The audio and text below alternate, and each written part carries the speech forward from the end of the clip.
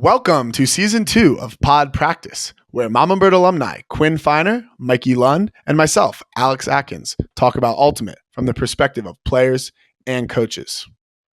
We want to engage with you, so please reach out, say hi, ask a question, give some feedback. We look forward to talking with you. To reach out, follow us on Instagram or YouTube at podpractice_pod. Listen on Spotify at Pod Practice, or email us at show@podpracticepod.com. I hope you enjoy this episode.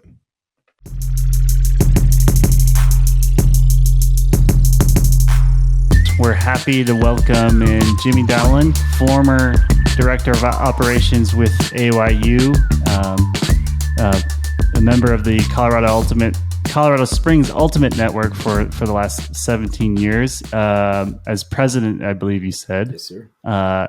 USAU board member and head coach of the D3 national champions of the Colorado College Wasabi. Jimmy, welcome to the show and congrats. Thanks. Proud to be here for this win. So it's exciting. Yeah, how are you? How are you feeling? Are you still riding the high? Well, we had to go straight to the airport, and I was the driver, and then I had to be at work at 7:30 the next day, and we didn't get home until 2 a.m.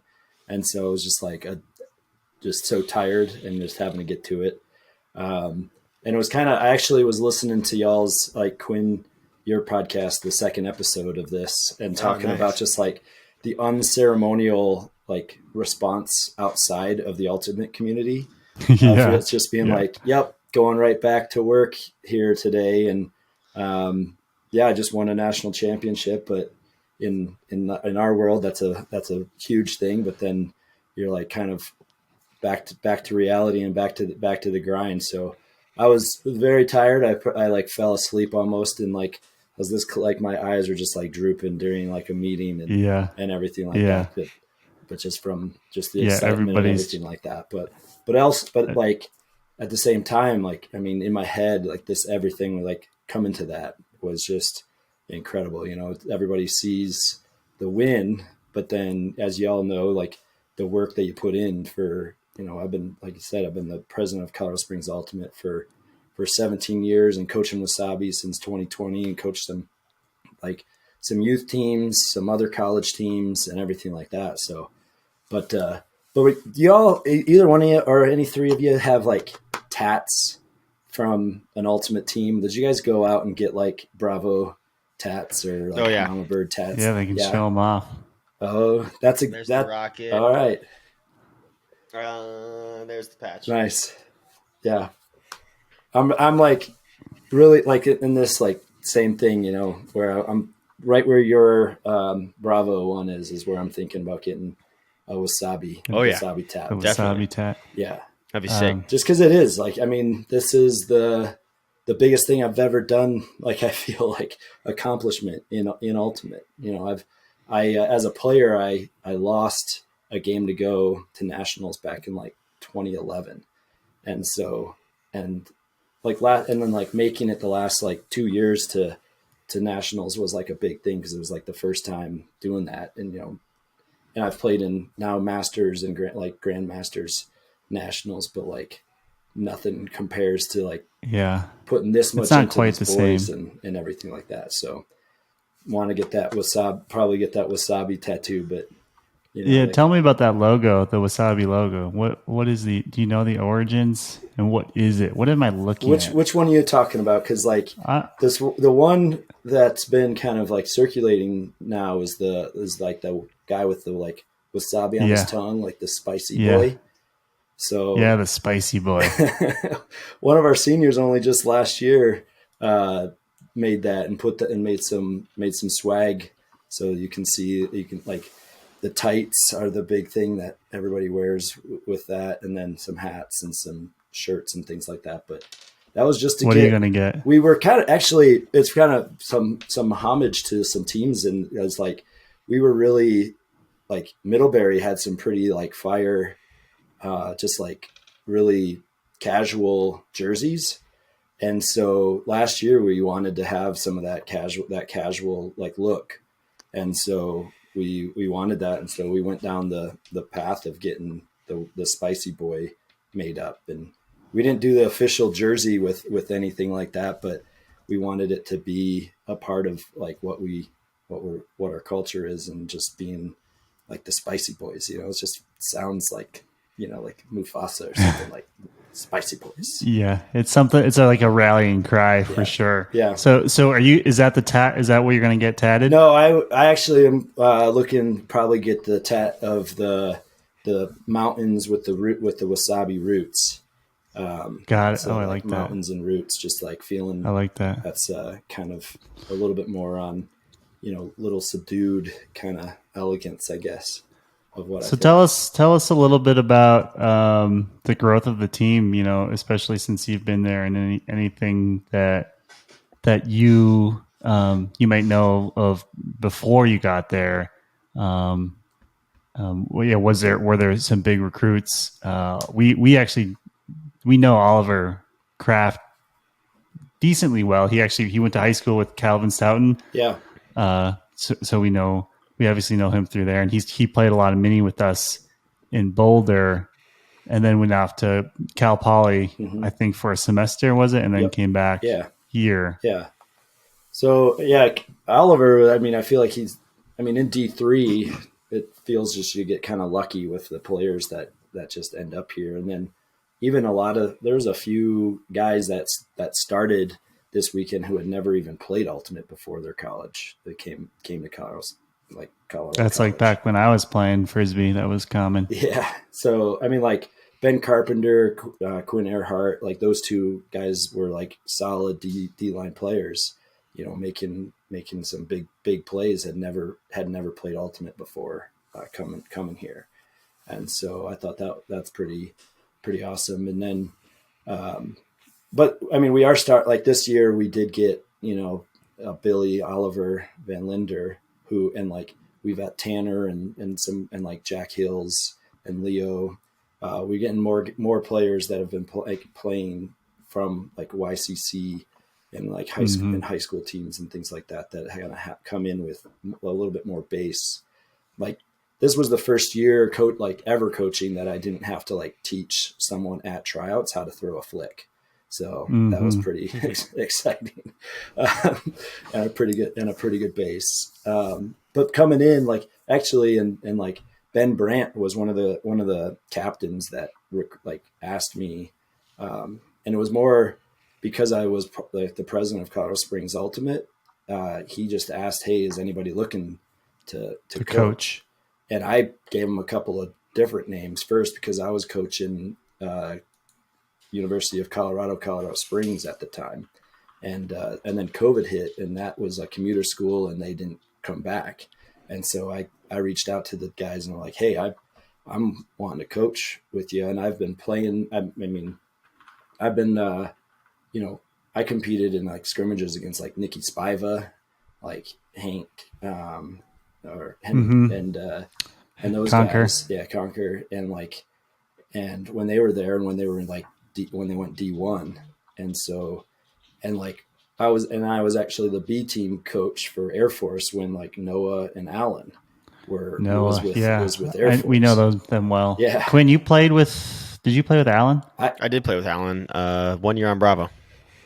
2017, 2018, something like that. Yeah, Noah is a stud too. I really like Noah. He's reached out to us a decent amount actually. Yeah. They were great. Like they were coming out and playing in the leagues, and played a year or like a part of the series, I think, with one of the local Colorado Springs teams and things like that. So it was really cool. But like always during that whole time, like coaching the other teams, like Wasabi kind of still, you could see that like Spicy Boys in them, and they ran hard. They like they were always like on the cusp and everything like that. And they've had other coaches too. And I think they just wanted to like kind of take it to the next level by bringing in another coach. And so the first meeting they said like, this is a player run team though.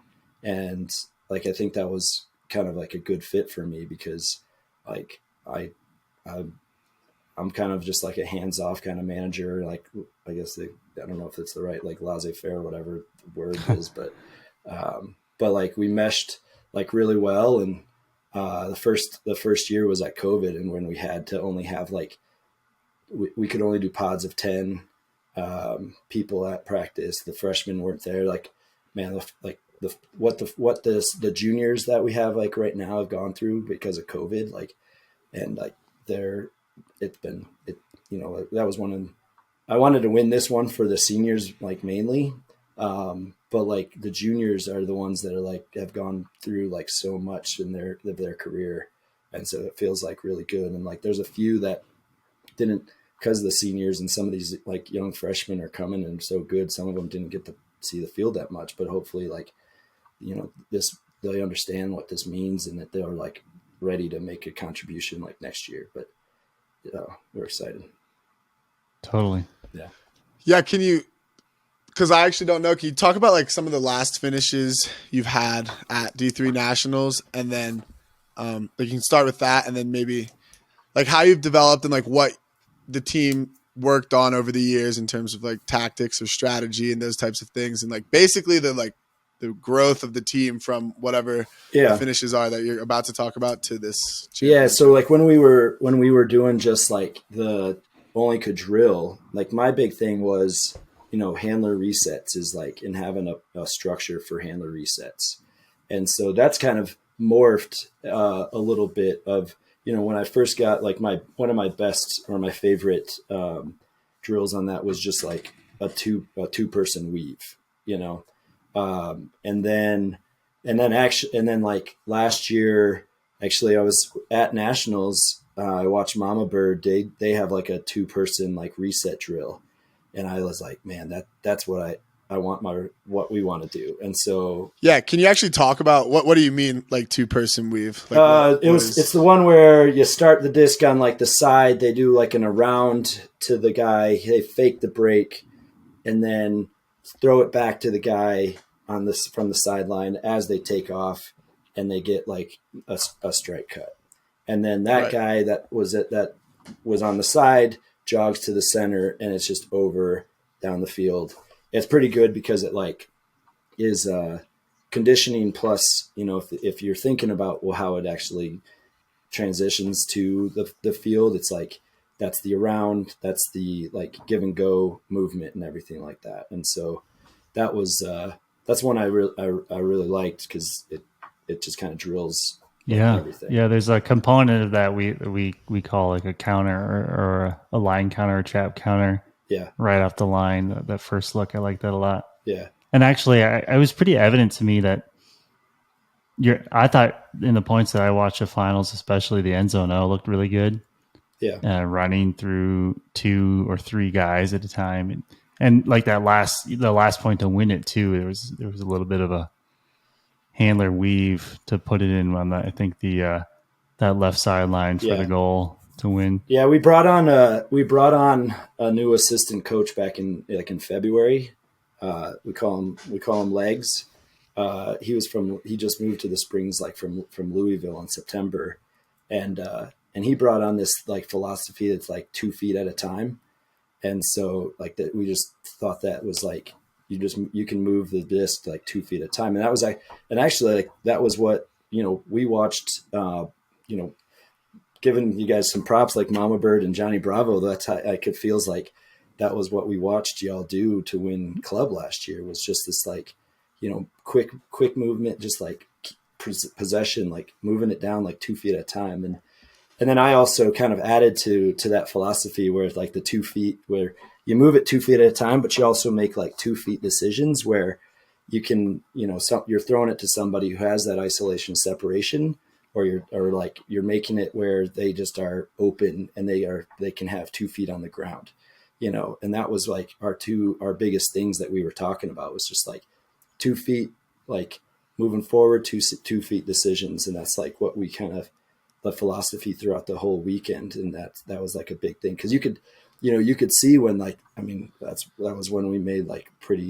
our errors came when like those decisions were like kind of contested throws or like things that, weren't the best decisions thrown into double coverage and things like that. And so we kind of brought it back, and that was kind of like our Wasabi ball, was just that 2 feet mentality. So what were some of the last finishes you guys had at Nationals? Yeah, we finished. So the fall year when we were with, like I said, we were with D1, and we finished. I think we finished 9th. So I think we won the Ninals that year, and we came in as a 7 seed. We lost to Barry in pre-quarters. Barry. And we were and St. Olaf was the 2 seed in our pool, so we had lost to them. And then last year we came in as the 4 seed because we had because OC had lost to S&T, and S&T was the 6 seed. So S&T actually beat Barry in pool play, so we had to play Barry again in quarters. Started off really poorly in the first half and lost to Barry again. And so then we finished, we tied for 7th last year. The big thing with that though is like, so Oliver, I've cried for this team like twice in the past like 13 months, and one was when Oliver, with 5 minutes left in our last practice before regionals, laid out on a strike cut into the knee of one of our players and broke his orbital bone. And that was like the hardest thing I've ever seen on a Frisbee field.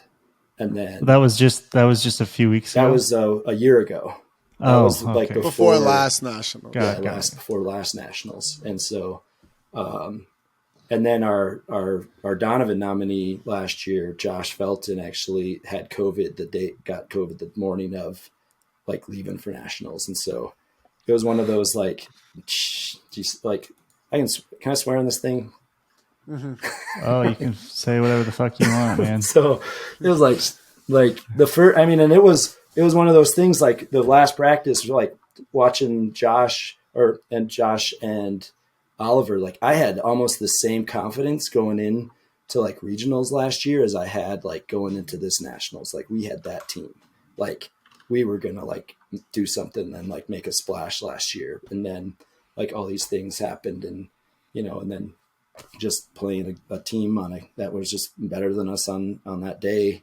And we didn't perform as well as we did at nationals last year, but kind of like, so coming into this year, we were, like the last practice, the last couple of practices was like, all right, let's just not have anything like blow up or anything like that. And so when we all made it to nationals and everything like that, we felt like pretty good. And so, yeah, it was. So do you feel like that was part of the getting over the hump? Being healthy is so important going into the last, especially as ultimate players who run a lot and don't generally take care of their bodies as much. Yeah. I think like it all kind of came together, because like we, I wish I knew last year what I knew, like with this like 2 foot like mentality, and just like being a little bit cleaner. This, like when we lost to Barry, like afterwards, I didn't make a very good adjustments or kind of make like, we could have like maybe called some plays a little bit differently and that. And so we came into this one with like feeling really good with where we were, like health wise, like none of our top players like had any like issues. Like last year we had some like shin splint things and things like that too. And like they were like working their bodies like really well this year too. And so, and like, I love coming from altitude too. And so like being able to play and put that all together as well was just like, I have a text to, cause we were supposed to scrimmage Johnny Bravo like a week and a half ago. And like, I was trying to get Sandy Brown, who's an alum of CC. I was trying to like hype him up and be like, man, I really like, get some boys. Cause like, we're going to be doing something special like this like next weekend. And so, yeah, you weren't wrong. No, I remember we unfortunately had Summit Yeah, home game it was it was the day after the Summit. night before. Yeah. Good thing we didn't, though, dude. You don't want to change anything. Yeah, true. Like maybe we would. Oliver could have laid out last play of the game. Yeah, You never broken know. his own orbital bone. Yeah. Yeah. So no, it's it worked out like as it, all the there's a Ben Folds song that says all the stumbles and falls that led me here. So that's Oh yeah, for sure. I think we all relate to that pretty well. We often talk about the failures that lead to success and learning along the way. Yeah, for sure. So, Quinn, you got something? Yeah. So just kind of that Wasabi all-time starting 7. It's going to be tough, but a couple people come to mind for me. Obviously, Henry Conker is one, somebody I played with for a while, and then Nikki Spiva is probably the all-time Wasabi player. yeah. But then who else you throwing in there? Maybe Sandy, maybe Felix, maybe Oliver at this point. Do we throw Sandy and Felix in there? I feel like they are. I don't know Wasabi history too much, but Yeah. A couple of club champions for sure. yeah. Yeah. I don't know names that I don't know as much of their. We did do a survey because we're in the process of building a website for recruiting, and I asked some alumni to fill out some of both from Zenith, who finished 5th. Good job for Zenith coming in as a 10 seed, and some Wasabi players, and I didn't know a lot of them who had filled out the form, but who would you put in the running from the from your team this year? I would put Oliver, obviously. I'd put Lincoln up there, and I think that Ben Carpenter, who he's kind of nobody really talks about him, but man, the dude's just solid. I saw LT World give him a shout out. Yeah. And then he's just a first year, but Billy, Oliver Van Linder, that dude is fucking good. He was just so solid this whole season. And you planning to send any of these guys up to Bravo tryouts in a couple weeks? Well, that's the one thing about CC. These boys don't stick around in the springs very much. So they got so much going on, and are from all over. So Billy's from the San Francisco area, and so he mentioned maybe Revolver or something like that, or Polar Bears. We got a couple up from Seattle and Boston. And then Lincoln's from St. Louis. And Oliver, I probably would, but he's going to Fiji in June. So, oh, is that right? He's always traveling, I feel like. Yeah. He that's one of the things that's so cool about these guys, because they last night I went to Lincoln's piano recital, and one of Sam Davis's on the improv group, and he had a show last night. That's cool. That he went to, and Ultimate is just something that brings joy in with everything else that they're doing. Colorado College players a little more well-rounded than the rest of us, it sounds like. So yeah, but that's what I love about them, and why I love coaching, because it's Ultimate's a big thing, and obviously, and and they, when you can tell the ones that are a little bit more committed, but as a whole, they do pretty good. But each one of them, it's a sometimes is a struggle, because they got some things, they got all these different extracurricular things that they could be doing besides practice. But we had great numbers this year at practice. Just incredible how many of them were showing up, and the practice players, and the young, we have a really big freshman class that were you saw, I don't know if you saw them, we had even practice players that just flew out. They did a GoFundMe to get to the game, to nationals, just because like they wanted to be there with the team. And like, wow. Yeah, that definitely speaks to something. So, yeah.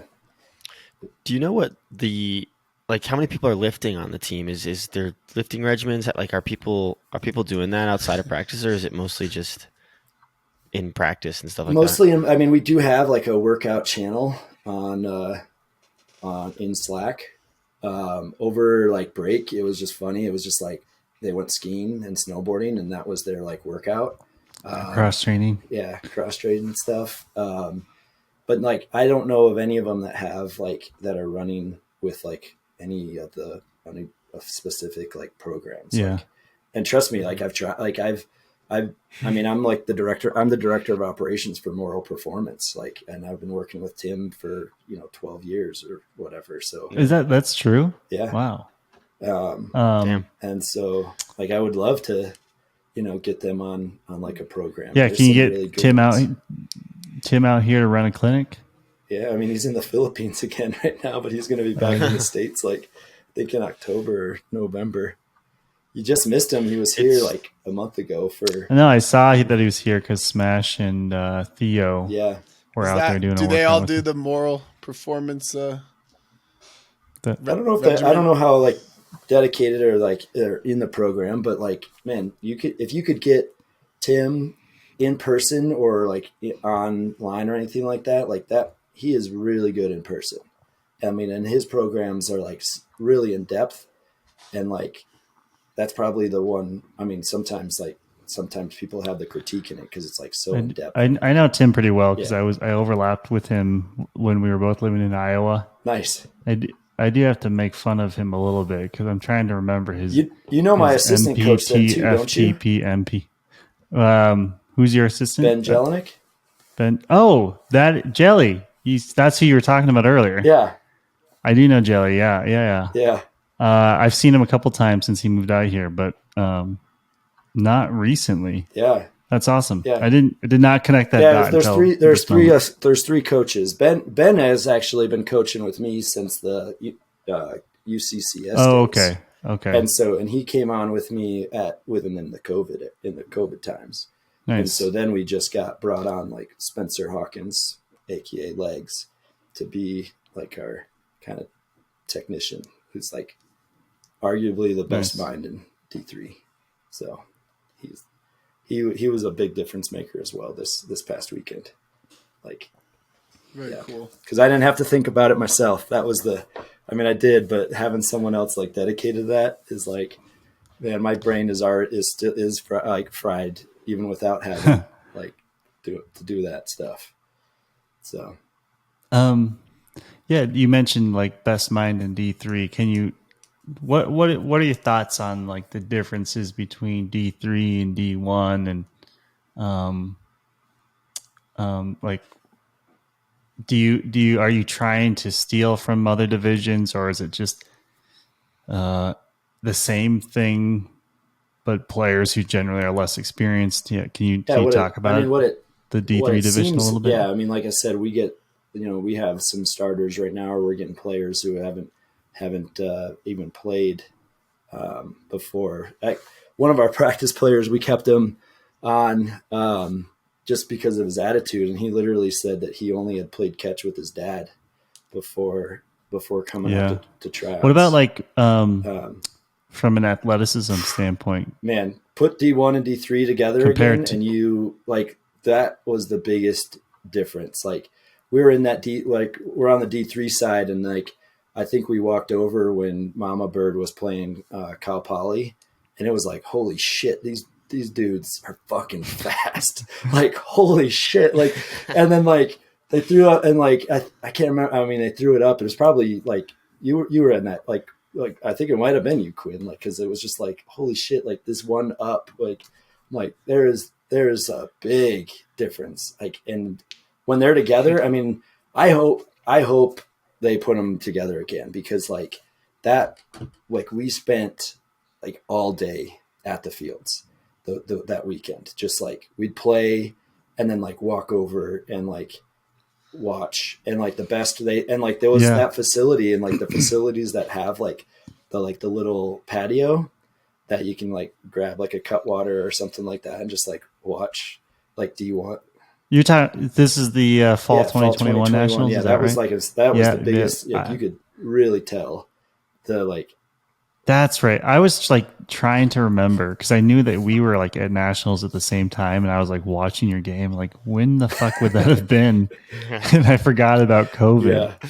That's why. You're on the USAU board, Jimmy, so you're the one who's got to push to have it happen. There are committees and like they got their things. But somebody did ask me this week like what I thought about it, and I thought it was awesome. And like I think they're looking into doing it like regularly, but not like every year. But that's like, I can't, that's not like anything official. That's just like my personal preference, just because it was like so cool. Yeah, to very like, fun. It's when probably I first started coaching Mamabird, we were still in one division, I think. How old is the D3 division? I feel like it's like 90s or something like that, or 2000s. No, but it's also just hosting them at the same time. Yeah, that's the big. I mean, like you need 16 fields just for the D3, and then you need another 10, 20 fields. So you're needing 36 fields but then like they can make like the scheduling and like have these long breaks. I mean, like the one year they had Masters out here in Aurora, they had like 99 teams on, what was that, 30 fields, and you'd sit, it was over 3 days, but you'd have like an 8:30 game and then like a 5:30 game or something like that. Yeah. So you were like kind of running that tournament, right? Cause you were still at AYU. I was a TD, but I got lucky that I brought on some great help and I got to play. For those tournaments, I just show up when they tell me to. I don't know what the hell's going on. Even like this US Open, and they do it with YCCs. I mean, that must be insane, honestly, logistically. Yeah. What's your connection like with AYU at this point? Do you know what they're doing for? Like, I assume they're running US Open. They are. I mean, I like have no organizational thing with them. Like, I think it's more like collaborating with like as Colorado Springs Ultimate right now. Because my job right now does like yard signs and vinyl and everything like that. Like, I'm going to be making like field signs and like sponsorship stuff. Like I did something like that for like Alpenglow. So but like, and I'll text like, I'm still pretty close with like Mike and Finn and Phil and them. And so like, and like Joe's on there too. And so there's like, but nothing official. I have no clue what they're planning for US Open and YCC. So. What is it like being on the USAU board? Like, what is your role? Like, what does the board discuss? Like, how often do they get together? Like, what are the things they're talking about? Yeah, so actually, that was one of the things I had to like. I was just on. I'm on the board. Is made up with. Actually, I don't even like offhand like of all, and then you're asked to be on different committees, and so what's going like there's some committees that are just like ongoing committees. And then there's committees that like are coming on for, certain like thing that they're working on. Like so like the strategic plan that's going to be coming out soon. There's a committee that's just focused on doing that. I am on the judicial committee. And so, I was just in a training to go over like that process and like the code of conduct and, some suspensions and that have been like given out in the past. And so, we'll receive those and kind of analyze like what's, if they should be going forward or, if like if we should be handling those things. And then are asked to be on like a panel if they're of like one of the cases or anything like that. And so, we do meet, once a quarter. I think it's twice a year we meet in person. So we actually have another one, an in-person one here in Colorado Springs. So I don't even have to I get to save the organization some money by just sleeping in my own bed and not flying anywhere. So that's kind of nice. But in June we're meeting up again, and there's a bunch of things that are on the agenda and everything like that. So yeah. And the last one I had practice, and I like missed it. I like was just setting up my email with it, cause I'm only like brand new. And so I like hadn't been getting the emails forwarded to my like personal. So I didn't even, So you missed the board meeting? So, but I agreed with, I mean, like they, it was, and I'm like walking up to practice, and I get a text like, "Hey, are you coming?" And I'm like, "No, I guess not." But, yeah. So. Sweet. Well, I have to start running up here to Broomfield here in a second, but I want to end before we let you go. I want to make sure we do end on that high note of the Colorado College of the Wasabi victory here. And actually, you can't see this, but I have the games streaming on playing on my screen here. Did you get to halftime yet? Did you get to Oliver's Big Sky there yet? Yeah, I saw. Well, I saw that in the Ultiware clip. That flew by while we were talking. We're at 10-7 here. Looks like Oliver just threw someone just got blown up on and under on the far sideline. But tell us about your favorite memory of the tournament. Obviously winning, but like what was it like coming together? Just give us like the recap feeling. And also, like, I am curious if there was like one moment that went that like, you know, could have decided it, maybe not even in the finals, but like something that went your way in a earlier time. That was so pivotal. I mean, the scores, I mean, like we played pretty, like really well, like especially score wise. Like because Barry had like knocked us out the last like 2 years, like I told the guys like, man, they made some of my boys last year cry. So I really wanted to beat them in pool play. And so we took care of business there. The Kenyon game, like it was this upwind, downwind game. And we had gone up like it was 8-6 at halftime. And then it ended up being like 13-6. Like we just rattled off a bunch of breaks. And then our O-line like gave up one of those like up or like upwind breaks. And then and then we gave up 2 in a row, and then a third one. They converted down. And then a fourth one. And it was like, oh shit. Like, so it's like 13-11 at this point. And that was like, you know, one of those things, like even like my mom came to the tournament, like the first time. She's never even seen me play, but I needed her to be there.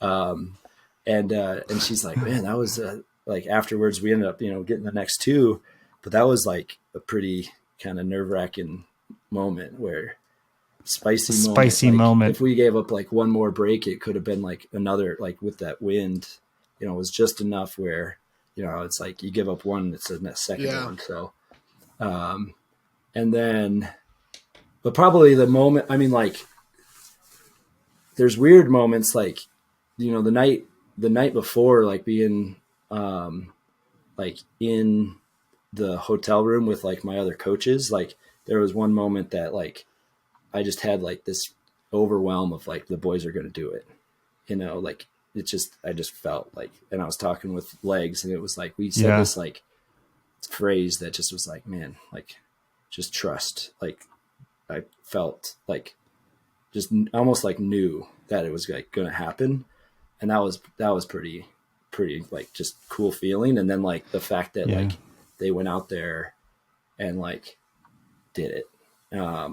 And like for me, like it didn't hit me in like about like 15 minutes after, like, you know, you do that big celebration, and, you know, like I said, I like went over and got like my medal, you know, and then I like saw my mom, and it like reminded me of like graduating college, like my mom just like seeing that and like just the beaming, that just accomplishment. And then like I went back to the other side, and like it just all like hit me, and like it just like fell to my knee and like, just like I said, like that was the, like, I was like, oh, I cried.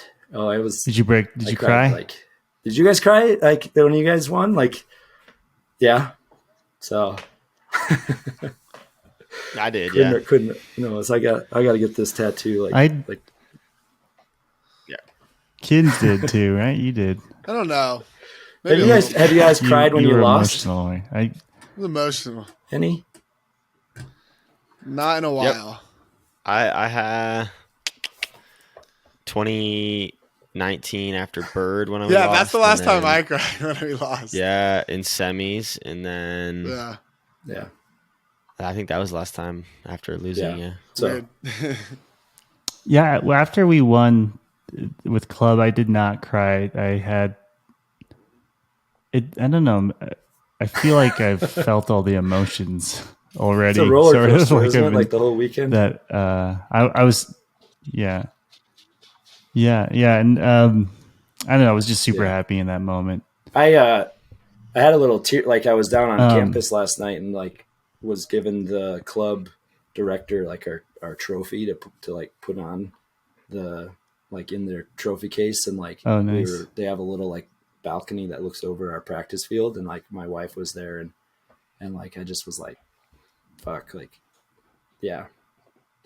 That's a proud moment. Like, I mean, and how much she's cool. given to this whole thing as well. So yeah, that's the thing we've talked about. You feel very appreciative for everyone who's helped you accomplish it, because it means so much to you, and it's like a overwhelming feeling of appreciation and that's probably what hit me like the most, of just like that, which all is that awesome to weight of just like everything. All those years of just like.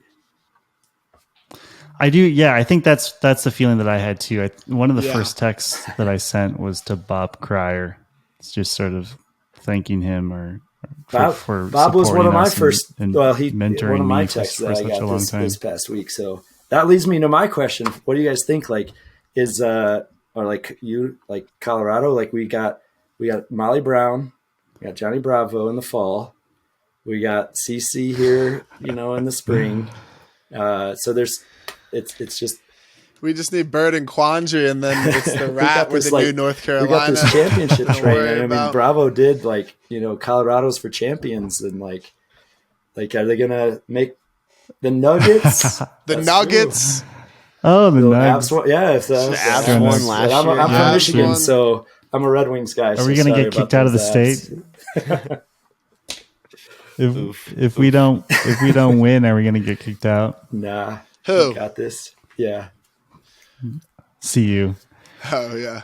All I'll say about that is we would love to win, but definitely don't want to set that expectation of the only way of becoming a successful weekend. I mean, on that, like probably my like, it's just like talking with the guys. It's like, win or lose this. It's like I said, they got so much going on, and like it, and I know that they're like yeah, and and also like Kins was describing it, that feeling of just like appreciation. And when I was sort of trying to describe what I was feeling after we won in the fall, it was like how I had felt every emotion. I think it is like an overwhelming feeling of gratefulness and you kind of have already arrived there even before you win. And we've talked about it on this pod a lot. Like, it is definitely a validation of all of those things, but it's kind of a bummer that you have to have that validation, because it doesn't really change anything that led to that moment, which is the actual importance part of I've been saying for like the whole year, it's like, you're not like, winning doesn't really like make you a champion. Like, and like what we did, what you do like day to day, like the champion, like attitude and the champion, like mindset and like the habits that you do, like that's what makes you like a real, like that's what, absolutely, what I think. Those habits. That's why it's like these, you have to live it. So like, that's where, I told them, I'm like, win or lose, like the love is still like there, and the work that they put in is like still there, and like, that's where like I give like credit like to every team that we've like played this like, they You know, Yeah. I always Oh, say, yeah, I got absolutely. on my stat sheet, it's just guys in other shirts, you know, like putting in the work. But I was, you know, but I'm super, you know, like we did it. Like we fucking did it. You know, You should be proud. Yeah. You fucking did it. Well, Jimmy, by any definition of the word, you are a national champion. boys. Congratulations. Enjoy this. Can't wait good to luck, see you in this person to weekend. celebrate with you. Yeah. Later. Thanks, Yep. Jimmy.